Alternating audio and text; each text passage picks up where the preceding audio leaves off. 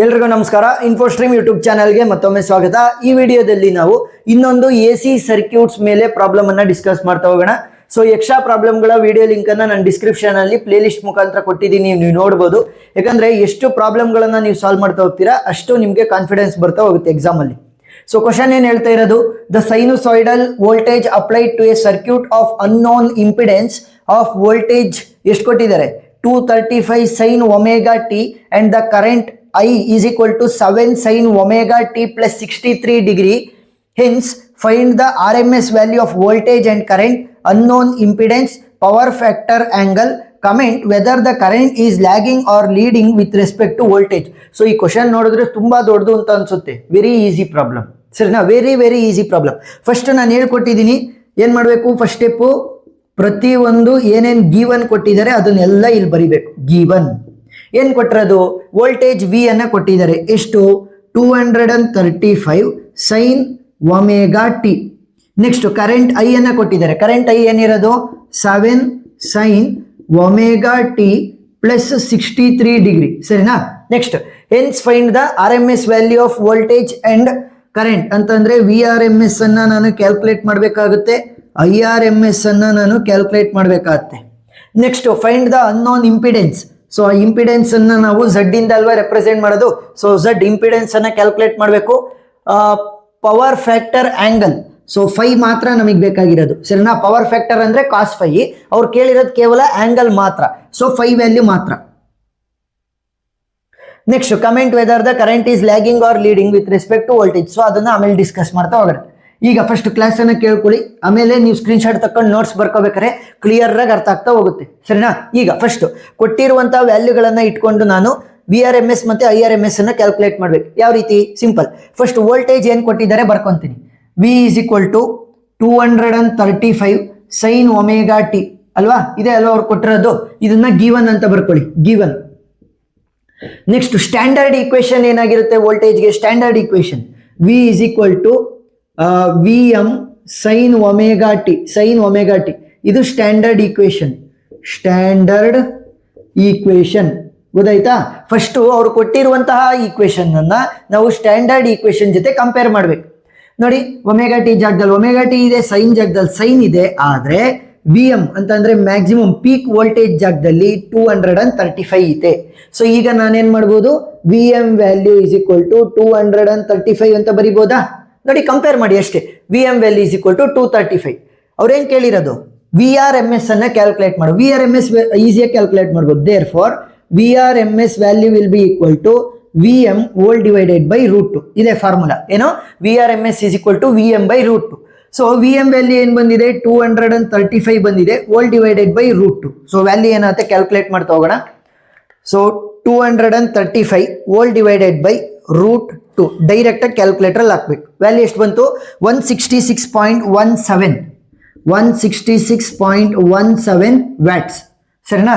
So the value of VRMS is equal to 166.17 watt. ಅದೇ ರೀತಿ IRMS ಅನ್ನ calculate ಮಾಡಕ್ ಹೇಳಿದ್ರೆ IRMS ಯಾವ ರೀತಿ ಕ್ಯಾಲ್ಕುಲೇಟ್ ಮಾಡೋದು? ಕರೆಂಟ್ ಇಂದ ಈಕ್ವೇಶನ್ ಅನ್ನ ಫಸ್ಟ್ ಬರ್ಕೊಳ್ಳೋಣ. Current I will be equal to 7 sin omega t plus 63 degree ಅಂತ ಕೊಟ್ಟಿದ್ದಾರೆ ಅಲ್ವಾ? ಈಗ ಇದರ ಸ್ಟ್ಯಾಂಡರ್ಡ್ ಫಾರ್ಮೆಟ್ ಜೊತೆ ನಾವು ಕಂಪೇರ್ ಮಾಡ್ಬೇಕು. This is given current equation. ಈಗ ಸ್ಟ್ಯಾಂಡರ್ಡ್ ಫಾರ್ಮೆಟ್ ಏನ್ ಬರುತ್ತೆ? I will be equal to IM sin omega t plus or minus, ಗೊತ್ತಾಯ್ತಾ? Plus or minus 5.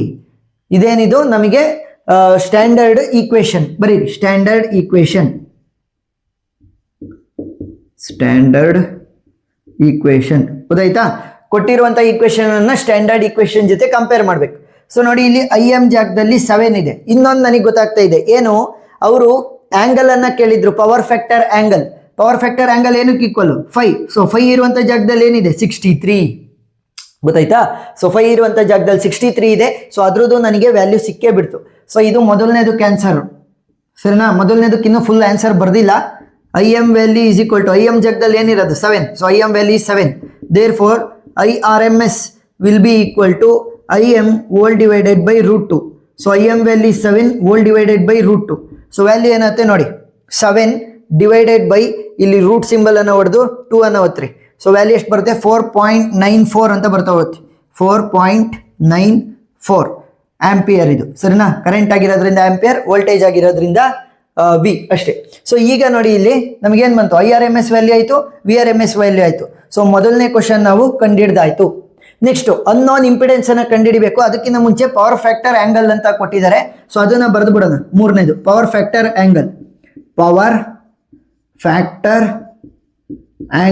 So power factor angle ಏನಕ್ಕೆ ಈಕ್ವಲ್ 5 ಸೊ 5 ವ್ಯಾಲ್ಯೂ ಏನು ಬಂದಿರೋದು 63 ಡಿಗ್ರಿ ಸೊ ನೋಡಿ 5 value is equal to 63 degree so ಮೂರನೇದು ಮುಗೀತು ಈಗ ಎರಡನೇದು ಅನ್ನೋನ್ ಇಂಪಿಡೆನ್ಸ್ ಅನ್ನ ಕ್ಯಾಲ್ಕುಲೇಟ್ ಮಾಡ್ಬೇಕು ಸೊ ಅನ್ನೋನ್ ಇಂಪಿಡೆನ್ಸ್ ಅಂತ ಬಂದಾಗ ನನಗೆ ಎರಡು ಟೈಪ್ ಬರುತ್ತೆ ಯಾಕಂತಂದ್ರೆ ಇಲ್ಲಿ ನನಗೆ VRMS IRMS ಕೂಡ ಇದೆ IM ಮತ್ತೆ VM ಕೂಡ ಇದೆ ಅಂದ್ರೆ ಮ್ಯಾಕ್ಸಿಮಮ್ ವೋಲ್ಟೇಜ್ ಮ್ಯಾಕ್ಸಿಮಮ್ ಕರೆಂಟ್ ಕೂಡ ಇದೆ ಮತ್ತೆ ವೋಲ್ಟೇಜ್ RMS ವೋಲ್ಟೇಜ್ ವ್ಯಾಲ್ಯೂ ಮತ್ತೆ RMS ಕರೆಂಟ್ ವ್ಯಾಲ್ಯೂ ಕೂಡ ಇದೆ ಸೊ ಎರಡರಲ್ಲೂ ಕೂಡ ಡಿಸ್ಕಸ್ ಮಾಡ್ತಾ ಹೋಗೋಣ so Z will be equal to V divided by I ಗೊತ್ತಾಯ್ತಾ impedance Z will be equal to V divided by I ಈಗ ನನ್ನ ಹತ್ರ VRMS ಕೂಡ ಇದೆ V ಮ್ಯಾಕ್ಸಿಮಮ್ ಕೂಡ ಇದೆ ಸೊ ಅದಕ್ಕೋಸ್ಕರ ಏನ್ ಮಾಡ್ತೀನಿ ಈ ಸೈಡ್ ನೋಡಿ ಇಲ್ಲಿ VRMS ಅನ್ನ ಯೂಸ್ ಮಾಡ್ತೀನಿ ವೋಲ್ಟ್ ಡಿವೈಡೆಡ್ ಬೈ IRMS ಸರಿನಾ ಇನ್ನೊಂದು ಸೈಡ್ ಈ ಕಡೆ Z will be equal to VM by IM so ಎರಡೂ ಕೂಡ ಕ್ಯಾಲ್ಕುಲೇಟ್ ಮಾಡ್ರಣ ಅವ್ರು ಯಾವ್ದು ಬೇಕು ಅದನ್ನ ತಗೊಳ್ಳಿ ಸರಿನಾ VRMS volt divided by IRMS VM volt divided by IM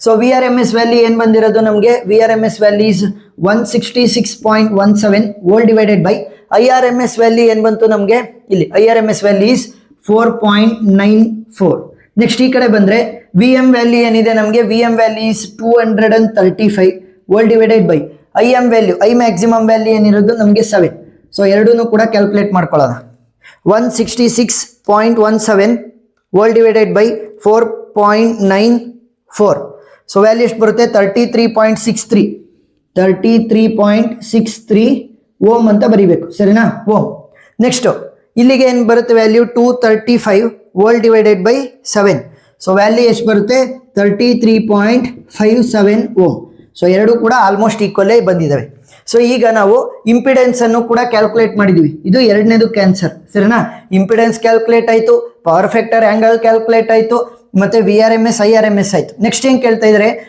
comment whether the current is lagging or leading with respect to voltage simple ಆಗಿ ಅವರು ಕೊಟ್ಟಿರುವಂತಹ ಈಕ್ವೇಶನ್ ಅಲ್ಲಿ ಇಲ್ಲಿ ಪ್ಲಸ್ ಇದೆಯೋ ಮೈನಸ್ ಇದೆಯೋ ನೋಡ್ಬೇಕು ಈ ಒಂದು ಜಾಗದಲ್ಲಿ ಸರಿನಾ ಈ ಒಂದು ಜಾಗದಲ್ಲಿ ಪ್ಲಸ್ ಇತೋ ಮೈನಸ್ ಇತೋ ಪ್ಲಸ್ ಇದೆ ಅಂತಂದ್ರೆ current is leading the voltage ಏನಾದ್ರೂ ಇಲ್ಲಿ ಮೈನಸ್ ಇದ್ದಿದ್ರೆ current is lagging the voltage ಸರಿನಾ ಈಗ ಇಲ್ಲಿ ಪ್ಲಸ್ ಇರೋದ್ರಿಂದ current is leading the voltage by 63 degree ಗೊತ್ತಾಯ್ತಾ ಸೊ ಇಲ್ಲಿ ಬರಿತಾ ಹೋಗ್ತೀನಿ ನೋಡಿ current is leading the voltage by 63 degree ಇಷ್ಟು ಬರೆದ್ರೆ ಸಾಕು ಸರಿನಾ ಕಮೆಂಟ್ ಮಾಡ್ರಿ ಅಂತ ಹೇಳಿದ್ರು ಬರ್ದಿದೀವಿ so current is leading the voltage by 63 degree ಏನಕ್ಕೆ ಇಲ್ಲಿ ಪ್ಲಸ್ ಇದ್ರೆ ಲೀಡಿಂಗು ಏನಾದ್ರೂ ಕೂಡ ಮೈನಸ್ ಇದ್ರೆ ಲ್ಯಾಗಿಂಗು ಅಷ್ಟೇ ಸೊ ಇದನ್ನ ಸ್ಕ್ರೀನ್ಶಾಟ್ ತಕೊಂಡ್ರಿ ನಾನು ಸೈಡ್ಗೆ ಹೋಗ್ತೀನಿ ಸೊ ಕಾನ್ಸೆಪ್ಟ್ ಅರ್ಥ ಆಗಿದ್ರೆ ಇನ್ನೂ ಎಕ್ಸ್ಟ್ರಾ ಪ್ರಾಬ್ಲಮ್ಗಳನ್ನ ಸಾಲ್ವ್ ಮಾಡೋದನ್ನ ಮರಿಬೇಡ್ರಿ ಎಕ್ಸ್ಟ್ರಾ ಪ್ರಾಬ್ಲಮ್ಗಳ ವಿಡಿಯೋ ಲಿಂಕ್ ಅನ್ನು ನಾನು ಡಿಸ್ಕ್ರಿಪ್ಷನ್ ಅಲ್ಲಿ ಕೊಟ್ಟಿದ್ದೀನಿ ಎಷ್ಟು ಎಕ್ಸ್ಟ್ರಾ ಪ್ರಾಬ್ಲಮ್ ಸಾಲ್ವ್ ಮಾಡ್ತೀರಾ ಅಷ್ಟು ವೇರಿಯೇಷನ್ಸ್ ಅನ್ನ ನೋಡ್ಕೊಂಡು ನೀವು ಎಕ್ಸಾಮಲ್ಲಿ ಈಸಿಯಾಗಿ ಬರಿತಾ ಹೋಗ್ಬೋದು ಸೊ ವಿಡಿಯೋ ಇಷ್ಟ ಆಗಿದ್ರೆ ಸಬ್ಸ್ಕ್ರೈಬ್ ಮಾಡ್ಕೊಂಡು ಸಪೋರ್ಟ್ ಮಾಡೋದನ್ನ ಮರಿಬೇಡಿ ಥ್ಯಾಂಕ್ ಯು ಫಾರ್ ವಾಚಿಂಗ್